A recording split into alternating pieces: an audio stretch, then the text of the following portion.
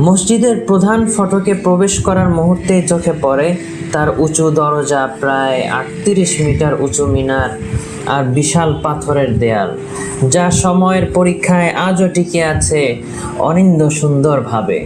ইট পাথরের নিপুণ খোদাই, আরবি ক্যালিগ্রাফির অপূর্ব রেখা, সব মিলিয়ে মনে হয় এটা যেন এক শিল্প গ্যালারি যেখানে পাথরও কথা বলে।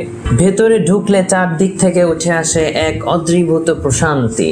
মসজিদের মাঝখানে রয়েছে একটি খোলা প্রাঙ্গণ, চারপাশে 4টি ইওয়ান বা উঁচু খিলানওয়ালা হল, যেগুলো ইসলামের 4টি মাযহাবের জন্য নির্ধারিত ছিল: হানাফি, শাফিঈ, মালিকি ও হাম্বলি।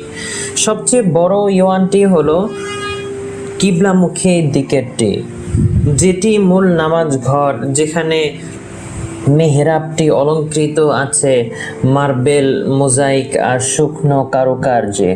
ছাদের গম্বুজ থেকে নেমে আসে প্রাকৃতিক আলো, আর সেই আলো পড়ে যখন মার্বেলের মেঝেতে, তখন পুরো পরিবেশটা যেন আল্লাহর নূরে আলোকিত হয়ে ওঠে। আমি গিয়েছি জুমার দিনে। শত শত মুসল্লি ধীরে ধীরে প্রবেশ করছিলেন মসজিদে। কেউ নামাজ পড়ছেন, কেউ দোয়া করছেন, কেউ নিঃশব্দে বসে আছেন চিন্তায়।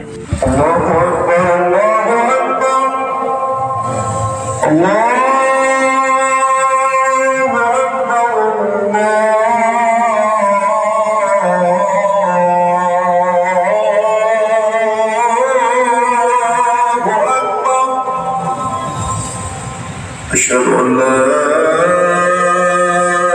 إله إلا الله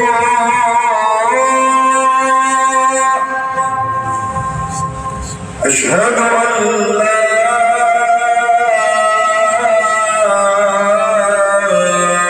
إله إلا الله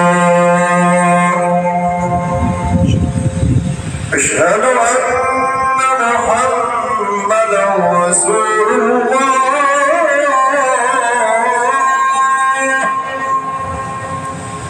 أشهد أن